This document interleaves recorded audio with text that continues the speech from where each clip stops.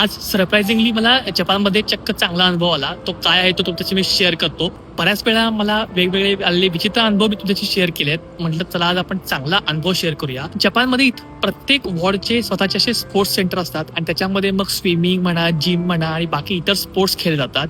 आणि त्यासाठी तुम्हाला एक फ्रीमध्ये मेंबरशिप कार्ड काढायला लागतं आणि त्या मेंबरशिप कार्ड बरोबर तुम्हाला एक एंट्री तिकीट घ्यावं लागतं. त्याची प्राइस साधारण 210 ते 230 येन असते. आणि नेमकं मी आज गडबडीत येताना आज माझं वॉलेट विसरलो आणि त्या वॉलेटमध्येच माझं मेंबरशिप कार्ड पण होतं आणि त्याचबरोबर एंट्री तिकीट होते आणि पैसे पण होते. तर मोस्टली अशा मशीनमध्ये क्रेडिट कार्ड चालत नाही, त्यामुळे एक तर तुम्हाला कॅशच द्यावे लागते आणि वॉलेट विसरल्यामुळे माझ्याकडे कॅश पण नव्हती.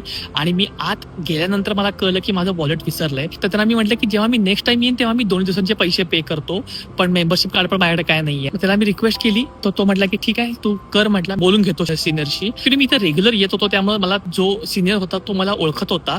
आणि शेवटी जाताना मग मला त्याने सांगितलं तू काय नेक्स्ट टाइम पैसे देऊ नकोस आम्हाला, हे आजचं तुला आमच्याकडून सर्व्हिस म्हणून समज आणि हे कोणाला सांगू नकोस. त्यामुळे हा एक्सपिरियन्स कुठं आलाय हे मी डिस्क्लोज करत नाहीये, पण हा सरप्राइझिंगली चांगला अनुभव का होता कारण जॅपनीज लोक किंवा जपानची जी सिस्टीम आहे त्याच्यामध्ये मोस्टली त्यांचे जे रूल्स आहेत त्या रूल्स बद्दल ते कधीही तडजोड करत नाहीत. म्हणजे आज तुम्हाला असं स्पेशल ट्रीटमेंट वगैरे अशी देत नाहीत, कारण एकाला दिली तर सगळ्यांना द्यायला लागते असं त्यांचा समज आहे. सो एक मला वाटलं की ते मला म्हटले की नाही आम्ही काहीच करू शकत नाही, तुला घरी जायला लागेल. बट फॉर्च्युनेटली तिने अलाउ केलं, कारण मला पुन्हा घरी जाऊन पुन्हा परत येणं शक्य नव्हतं. हा व्हिडिओ करण्याचा उद्देश हाच होता की जपानमध्ये तुम्हाला असे मिक्स अनुभव येत राहणार, जे तुम्हाला खूप चांगले अनुभव येतात की जे खूप सरप्राइझिंग असतात किंवा जे वाईट अनुभव असतील किंवा एक शॉकिंग एक्सपिरियन्स सुद्धा तुम्हाला इथे येऊ शकतात. त्यामुळे दोन्हीची तयारी तुम्ही इथे ठेवायला पाहिजे.